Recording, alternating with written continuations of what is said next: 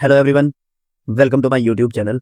मेरा नाम चिराग है और आज हम एक बहुत सिंपल सा बिजनेस डिस्कस करने वाले हैं। आप सभी लोगों ने इस कंपनी के प्रोडक्ट्स यूज किए होंगे। अगले 2-3 साल के लिए बहुत क्लियरली हमें ग्रोथ फिगर्स नजर आ रहे हैं इस कंपनी के अंदर। टॉप लाइन ग्रो होने के चांसेस अच्छे खासे नजर आ रहे हैं, मार्जिन्स भी एक्सपेंड होने के चांसेस नजर आ रहे हैं। इनफैक्ट पूरी इंडस्ट्री बहुत हेल्दी ग्रोथ से ग्रो करने वाली है अगले कुछ सालों के अंदर। वैल्यूएशन पॉइंट ऑफ व्यू से ये स्टॉक मार्केट लीडर से 50% डिस्काउंट पर ट्रेड कर रहा है। ऑफ कोर्स जो मार्केट लीडर है that is much superior business, लेकिन जब मैं इस स्टॉक की वैल्यूएशंस देखता हूं तो मुझे कहीं ना कहीं री रेटिंग होने के चांसेस नजर आते हैं। इस वीडियो में हम फ्लेयर राइटिंग इंडस्ट्रीज लिमिटेड का कंप्लीट बिजनेस ब्रेकडाउन करेंगे, ग्रोथ ट्रिगर्स को समझेंगे, रिस्क एंड चैलेंजेस की बात करेंगे और finally back of the hand calculation करेंगे वैल्यूएशन के लिए। ऑफ कोर्स हम डोम्स के साथ भी कंपेयर करेंगे कि डोम्स को इतनी सुपीरियर वैल्यूएशन मार्केट क्यों देती है। वीडियो स्टार्ट करने से पहले मैं आपको स्टैंडर्ड डिस्क्लेमर दे दूं कि ये वीडियो कोई बाय और सेल रिकमेंडेशन नहीं है। Please do your own due diligence before buying any stock. मैं कोई सेबी रजिस्टर्ड रिसर्च एनालिस्ट नहीं हूं, तो मेरी बात सुन के किसी भी स्टॉक को बाय या सेल मत कीजिएगा। हाँ, अगर आपको मेरी वीडियो देखकर कुछ भी सीखने को मिल रहा है तो please do not forget to subscribe the channel. तो चलिए वीडियो स्टार्ट करते हैं। फ्लेयर इंडिया का सबसे बड़ा पेन मैन्युफैक्चरर है इन टर्म्स ऑफ वॉल्यूम, और अगर मैं पूरी राइटिंग इंस्ट्रूमेंट इंडस्ट्री की बात करूं तो फ्लेयर थर्ड सबसे बड़ा प्लेयर है after Doms and Hindustan pencils. Hindustan pencils के पास अप्सरा और नटराज पेंसिल्स है। अगर हम पेन के एक्सपोर्ट की बात करें तो फ्लेयर सबसे बड़ा एक्सपोर्टर है इंडिया से। लगभग 120 कंट्रीज में इनके जो पेन है वो एक्सपोर्ट किए जाते हैं। डिस्ट्रीब्यूशन के मामले में भी ये सबसे बड़ा प्लेयर है। इनके पास लगभग 8,000 के आसपास जो डिस्ट्रीब्यूटर्स हैं और लगभग 3,30,000 के आसपास होलसेलर्स और रिटेलर्स हैं।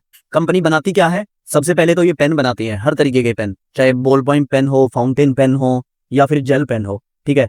और ये सबसे बड़े मैन्युफैक्चरर हैं इंडिया में पेन के, ठीक है। उसके बाद स्टेशनरी के आइटम्स बनाते हैं जिसमें कलरिंग किट्स आ जाती हैं, बेसिक कलरिंग किट्स। उसके बाद ऑफिस की स्टेशनरी बनाते हैं, जैसे हाइलाइटर्स हो गए, कैलकुलेटर्स मैन्युफैक्चर करते हैं, ज्योमेट्री बॉक्सेस बनाते हैं।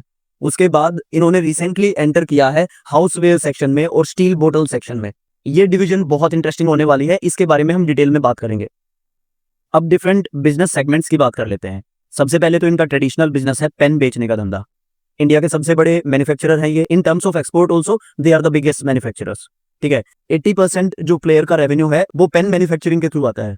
अब ये मैन्युफैक्चरिंग खुद की ब्रांड के लिए भी करते हैं और दूसरे कंपनीज के लिए भी ब्रांड करते हैं, यानी ब्रांडेड मैन्युफैक्चरिंग भी होती है और दूसरे ओरिजिनल इक्विपमेंट मैन्युफैक्चरर्स हैं उनके लिए भी ये कॉन्ट्रैक्ट मैन्युफैक्चरिंग का काम करते हैं।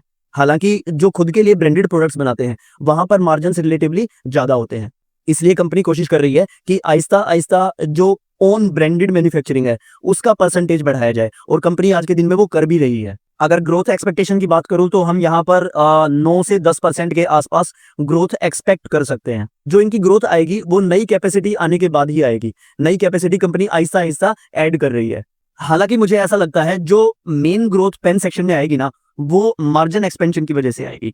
मैं ऐसा क्यों बोल रहा हूं? क्योंकि company is right now playing the premiumization card. देखिए, फ्लेयर ट्रेडिशनली ना सस्ते पेन बेचता रहा है, जो 5 रुपए के पेन है या 10 रुपए से सस्ते पेन है। अब फ्लेयर कोशिश कर रहा है कि वो ज्यादा से ज्यादा ऐसे पेन बेचे जिनकी मार्केट प्राइस 10 रुपए या 15 रुपए से ज्यादा हो, या इवन 50 रुपए या 100 रुपए से भी ज्यादा हो। इससे क्या फायदा होगा? इससे उनके मार्जिन इंप्रूव होंगे। कंपनी ने पिछले फाइनेंशियल ईयर यानी FY25 में 21 नए प्रोडक्ट्स लॉन्च किए थे।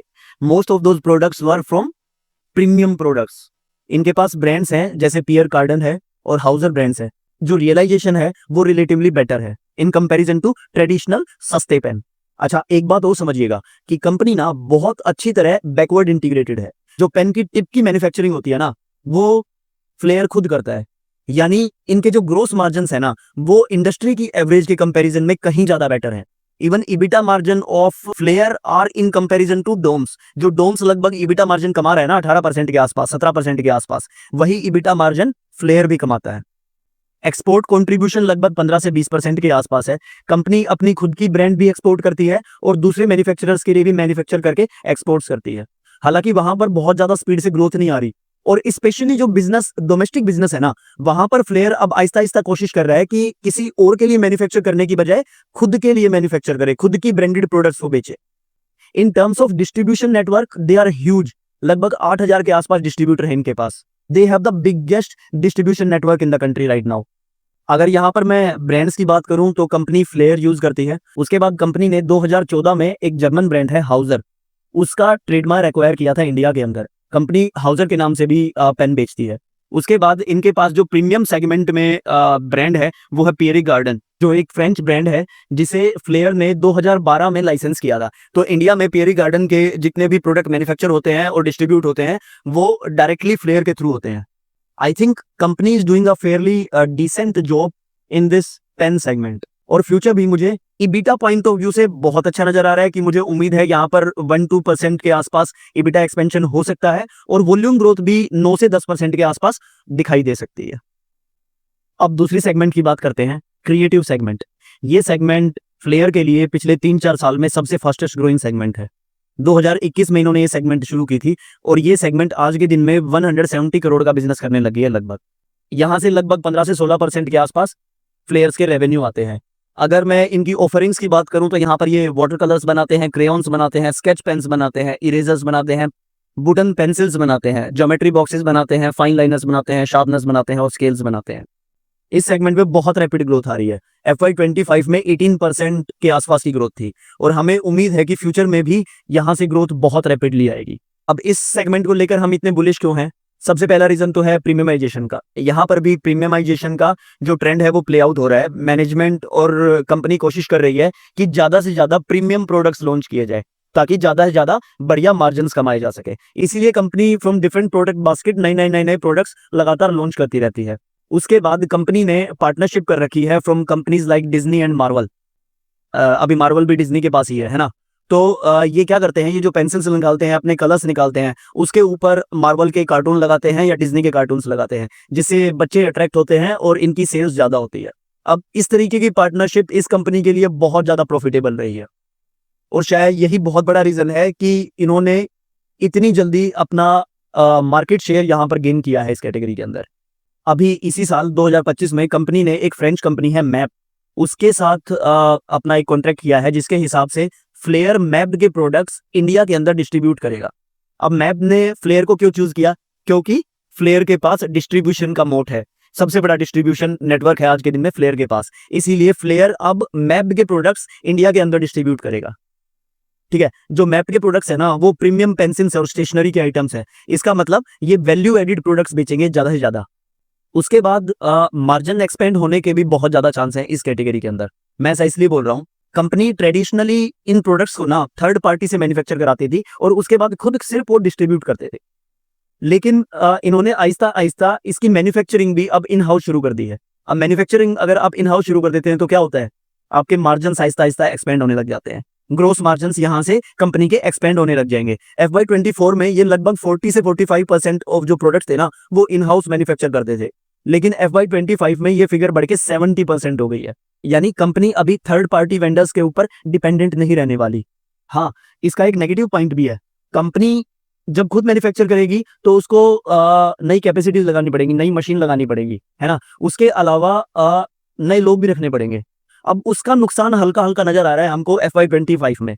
क्या हुआ, कंपनी के जो एम्प्लॉय एक्सपेंडिचर था ना वो हमें बढ़ता हुआ नजर आ रहा है, क्योंकि कंपनी जो थर्ड पार्टी से काम करवाती थी अब वो इन हाउस करने लग गई है, जिसकी वजह से एम्प्लॉय एक्सपेंडिचर आहिस्ता आहिस्ता बढ़ने लग गया है। और इसके अलावा वेज हाइक्स भी हुई है, उसकी वजह से भी एम्प्लॉय एक्सपेंडिचर हमें बढ़ता हुआ नजर आ रहा है। उसके अलावा खुद कैपिटल एक्सपेंडिचर करने से आपकी बैलेंस शीट भी कैपेक्स हैवी हो जाती है ना। ये नेगेटिव पॉइंट भी है। लेकिन अगर मैं ओवरऑल बात करूं तो कंपनी के मार्जिन्स यहां पर हमें एक्सपेंड होते हुए नजर आएंगे और जो रेवेन्यू की ग्रोथ है वो भी इस सेगमेंट में हमें 18 से 20% के आसपास नजर आ सकती है अगले 3-4 साल में। तो this segment will drive the growth of Flair in next 2-3 years. अब थर्ड बिजनेस सेगमेंट की बात करते हैं, स्टील बोटल्स और हाउसवेयर प्रोडक्ट्स। इसमें कंपनी स्टील की बोटल्स बनाती है, लंच बॉक्स और कंटेनर्स बनाती है, सिपर्स बनाती है, और उसके अलावा दूसरे हाउस होल्ड के आइटम्स बनाती है। कंपनी ने रिसेंटली ही 2023 में ये काम शुरू किया था और company is among the few players in India जिनके पास BIS की सर्टिफिकेशन है फॉर देयर स्टील बोटल्स। एक मिल्टन के पास ये सर्टिफिकेशन है, इसके अलावा 2-3 और कंपनीज हैं जिनके पास इंडिया के अंदर ये सर्टिफिकेशन है।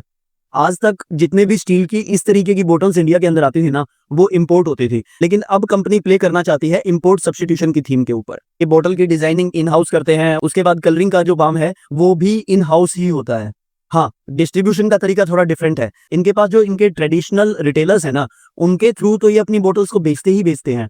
उसके अलावा ये कोशिश करते हैं कि मॉडर्न रिटेल, ई कॉमर्स और क्विक कॉमर्स से भी अपने प्रोडक्ट्स को ज्यादा से ज्यादा बेचने की कोशिश की जाए। कंपनी लगातार नए नए प्रोडक्ट्स लॉन्च कर रही है इस कैटेगरी में। लगभग 50 के आसपास SKUs हैं आज के दिन में फ्लेयर कंपनी के पास। इसके अलावा इस कैटेगरी के बारे में ना एक बात ध्यान दीजिएगा कि इस कैटेगरी के ऊपर कंपनी ने पिछले 2-3 साल के अंदर बहुत ज्यादा कैपिटल एक्सपेंडिचर किया है, लेकिन जो इसकी सेल्स पोटेंशियल है ना, वो अभी रियलाइज नहीं हुई है। कंपनी उम्मीद कर रही है कि FY27 तक यहां से लगभग 100 करोड़ के आसपास की वो सेल्स करने लग जाएंगे। यानी आज के दिन में कंपनी एक ऑपरेटिंग लेवरेज के ऊपर बैठी है। जितना खर्चा होना था वो ऑलरेडी हो चुका, इवन जो एम्प्लॉय कॉस्ट है वो भी ऑलरेडी हो रही है ना। लेकिन जैसे जैसे रेवेन्यू स्केल अप होगा, जैसे जैसे इनकी ज्यादा से ज्यादा बोटल्स बिकेंगी, तो इनके जो मार्जिन्स हैं वो हमें यहां पर एक्सपेंड होते हुए नजर आएंगे। इसीलिए मैं कहूंगा कि ये वो सेगमेंट है जहां पर ऑपरेटिंग लेवरेज का सबसे ज्यादा बेनिफिट फ्लेयर को होने वाला है। लॉन्ग टर्म में रेवेन्यू ग्रोथ कितनी होगी पता नहीं। FY27 में 100 करोड़ मुझे ऐसे लगता है कि कंपनी अचीव कर लेगी आसानी से। हाँ, हम उम्मीद कर सकते हैं कि एटलीस्ट 15 से 20% की तो कंपनी ग्रोथ कर ही सकती है अगले 2-3 साल के अंदर। Remember, with increasing margins. अब बात करते हैं कंपनी के ग्रोथ फिगर्स के बारे में। सबसे पहले तो मैं ये बता दूं कि हम कितनी ग्रोथ एक्सपेक्ट कर रहे हैं। मैनेजमेंट की कमेंट्री के हिसाब से और जो हमने कंपनी को एनालाइज किया है उसके हिसाब से मुझे ऐसा लगता है कि कंपनी 14 से 15% की तो रेवेन्यू ग्रोथ अचीव कर ही लेगी अगले 3 साल के अंदर। ऐसा मैं क्यों बोल रहा हूं? देखिए, जो इनका ट्रेडिशनल पेन का सेगमेंट है वो 9-10% से ग्रो कर जाना चाहिए। 80% ऑफ द रेवेन्यू है वो, ठीक है, क्योंकि कंपनी नए प्रोडक्ट्स लॉन्च कर रही है। उसके अलावा जो कंपनी की बोटल्स की सेगमेंट है वो मुझे ऐसा लगता है 100 करोड़ की जो सेल्स है कंपनी 2027 तक आराम से अचीव कर लेगी। इसके अलावा जो क्रिएटिव सेगमेंट है वो सबसे ज्यादा रैपिड स्पीड से ग्रो करेगी, मे बी 18 से 20% के, ठीक है। तो ये सब अगर हम ब्लेंडेड ग्रोथ देखते हैं तो वो 14 से 15% के आसपास आती है। सबसे बड़ा ग्रोथ फिगर जो आज के दिन में कंपनी के अंदर है वो आई थिंक प्रीमियमाइजेशन का ट्रेंड है। कंपनी की जो मास सेगमेंट के प्रोडक्ट्स है ना, उनकी percentage in complete revenue of फ्लेयर्स is continuously decreasing. FY21 में जो मास प्रोडक्ट्स है, मास प्रोडक्ट्स कौन से हैं जिनकी कीमत 10 रुपए से कम है या 15 रुपए से कम है, उन प्रोडक्ट्स की परसेंटेज 2021 में 63% हुआ करती थी, जो आज घटकर सिर्फ 34% रह गई है इन FY25। इसके अलावा जो मिड प्रीमियम सेगमेंट और प्रीमियम सेगमेंट है ना, उनकी परसेंटेज लगातार बढ़ रही है।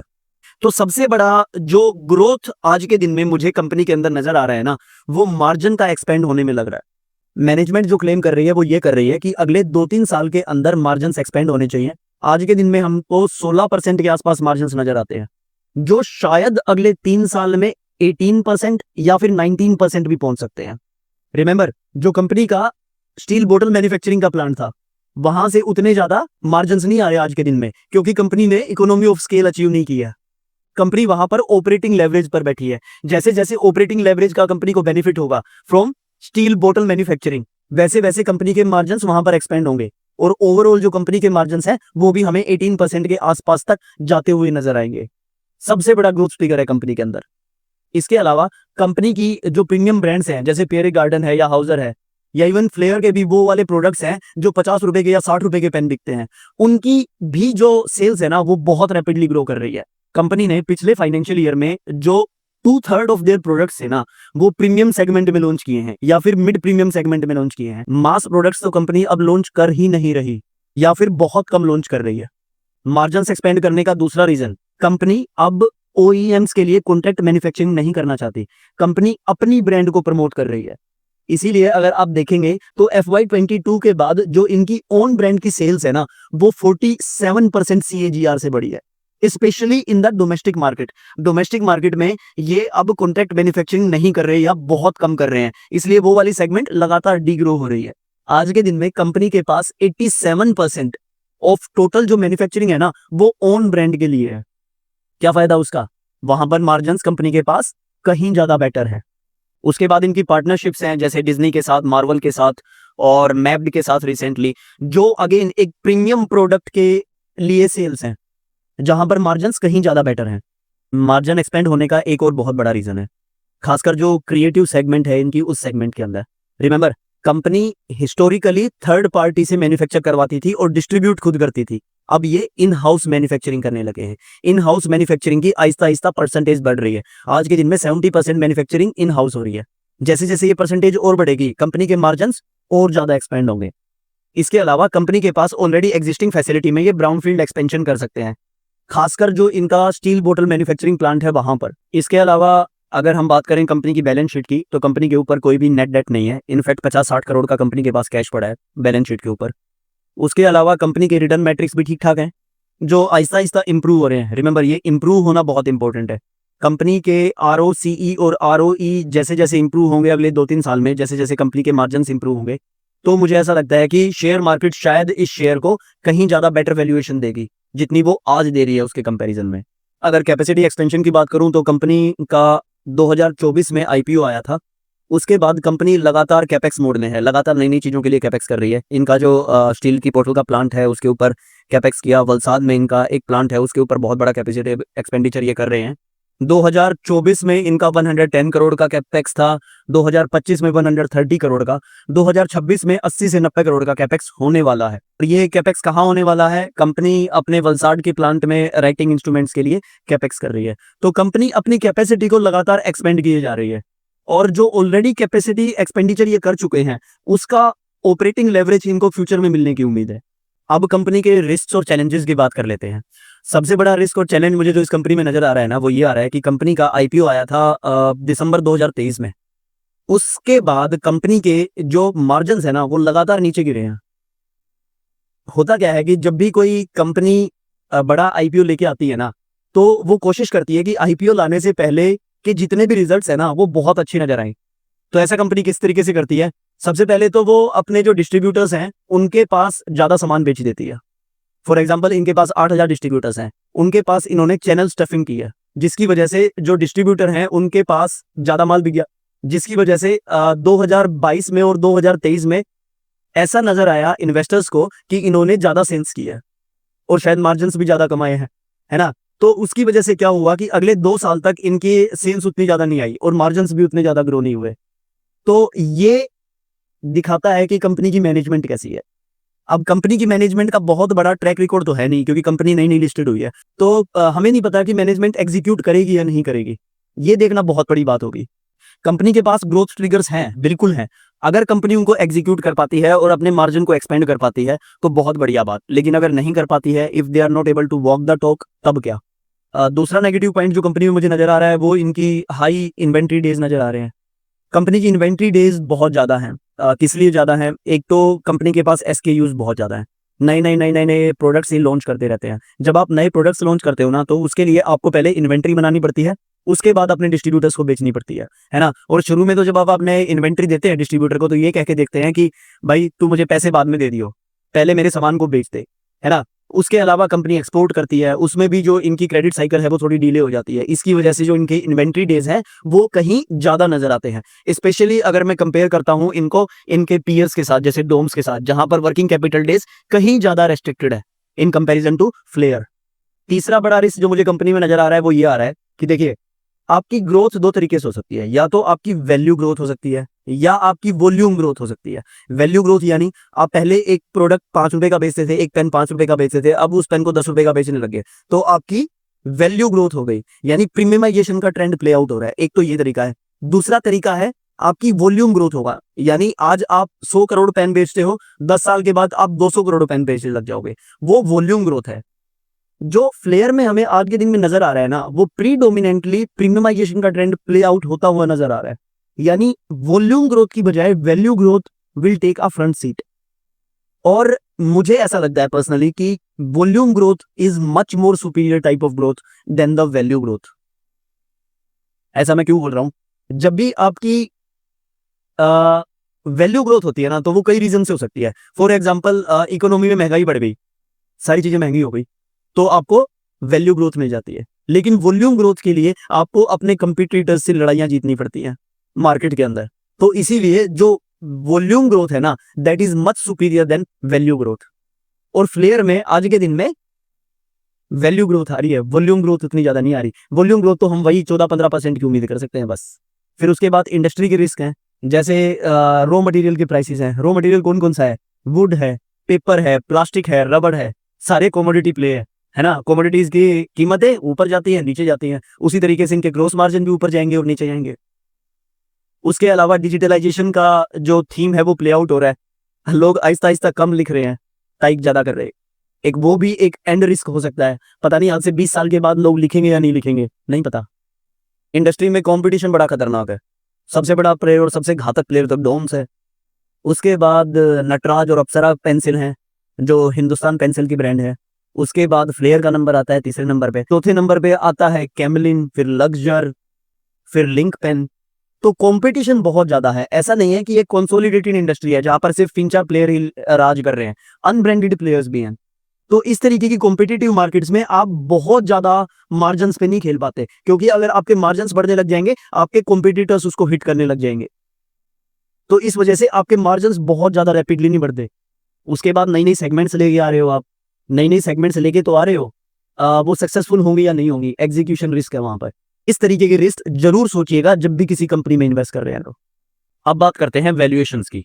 वैल्यूएशंस की बात करने से पहले मैं इस इंडस्ट्री का जो लीडर है उसके बारे में बात करूंगा, डोम्स के बारे में।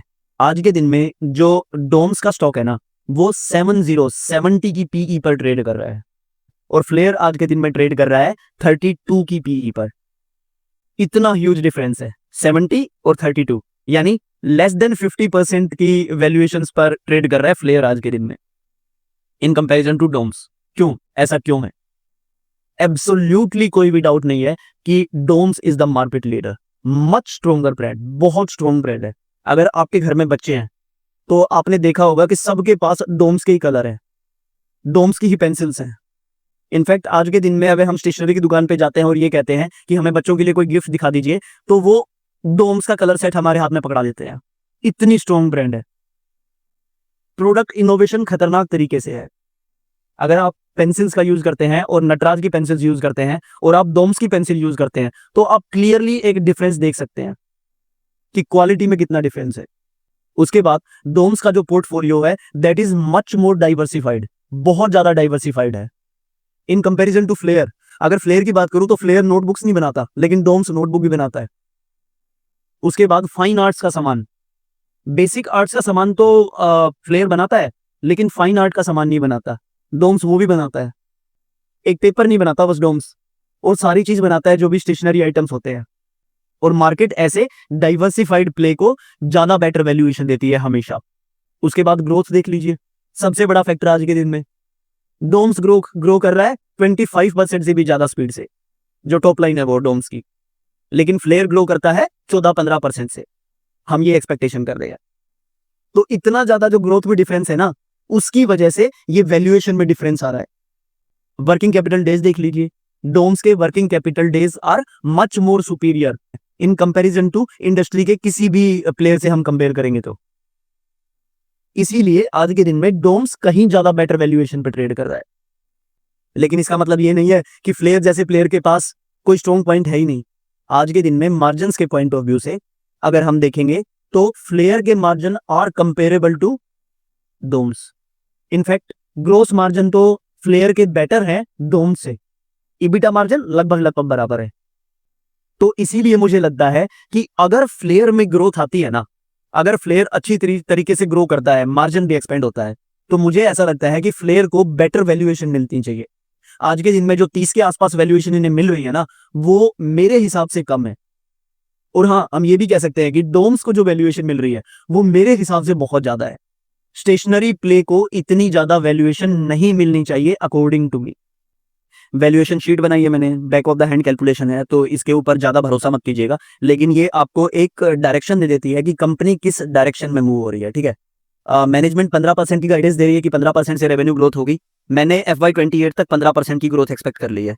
उसके बाद मार्जिन एक्सपेंड होने की मैंने क्या एक्सपेक्टेशन की है कि FY25 में 16% मार्जिन थे, FY26 में 17% हो जाएंगे, FY27 में 18% हो जाएंगे और FY28 में 19% हो जाएंगे। 1-1% से हर साल मार्जिन एक्सपेंशन हो रहा है, ऐसी मैं उम्मीद कर रहा हूँ। ठीक है, उसके बाद और सारी चीजें सेम है जो FY25 में है। कंपनी का मैंने पैट निकाल लिया, आज के दिन में कंपनी 150 करोड़ के आसपास पैट कर रही है, जो FY28 में बढ़ के 274 करोड़ के आसपास हो जाएगा। ठीक है, अगर हम फॉरवर्ड पीई पे देखते हैं, आज के दिन में कंपनी का मार्केट कैप 3600 करोड़ के आसपास है, तो आज के दिन में कंपनी 32x की पीई पर ट्रेड कर रही है। FY28 में हमारे प्रोजेक्शंस के हिसाब से कंपनी 18x के मल्टीपल पर ट्रेड करेगी। अब बुल केस, बेयर केस और बेस केस बना देते हैं। बुल केस के हिसाब से मैं उम्मीद कर रहा हूं कि कंपनी को जो पीई है वो 30x का पीई मिल ही जाना चाहिए। आज के दिन में कंपनी 32x का पीई पर ट्रेड कर रही है। ठीक है, तो मैं उम्मीद कर रहा हूं कि बुल केस में 30x का पीई तो मिल ही जाना चाहिए, यानी मैं कम पीई उम्मीद कर रहा हूं। ठीक है, क्योंकि जो फ्लेयर की हिस्ट्री है वो बहुत ज्यादा हाई पीई मल्टीपल्स की नहीं रही है, इसीलिए तो 30x का अगर मैं पीई मल्टीपल लेता हूं तो कंपनी 19% के CAGR से ग्रो करेगी अगले 3 साल में। अगर मैं बेस केस में 25x का पीई लेता हूं तो कंपनी 12% CAGR से ग्रो करेगी। अगर मैं बेयर केस में 20x का पीई लेता हूं तो कंपनी 4% CAGR से ग्रो करेगी। देखिए, बेयर केस में 4% CAGR बहुत ज्यादा नजर नहीं आ रहा है ना, तो अगर आप और मार्जिन ऑफ सेफ्टी स्टॉक में चाहते हैं तो इंतजार कर लीजिए कि जब स्टॉक दोबारा अपनी 30 वीक मूविंग एवरेज तक या 40 वीक मूविंग एवरेज तक पहुंचेगा तो आपको कहीं ज्यादा बेटर रिटर्न मिल जाएंगे अगले 3 साल में, 4 साल में। अगर ये जो हमने एजम्पशंस ली हैं ये सच होती हैं तो there are lots and lots of ifs and buts. ठीक है, गारंटी किसी चीज की नहीं है कि इस तरीके से चीजें प्ले आउट होगी, है ना। चलिए, तो इस वीडियो में सिर्फ इतना ही। नेक्स्ट वीडियो में किसी और इंटरेस्टिंग आइडिया के साथ मिलेंगे, किसी और इंटरेस्टिंग स्टॉक के साथ मिलेंगे। तब तक के लिए मेहनत करते रहिए, पढ़ाई करते रहिए, पैसा जरूर बनेगा, इतना भी मुश्किल नहीं है। Bye bye, take care and best of luck.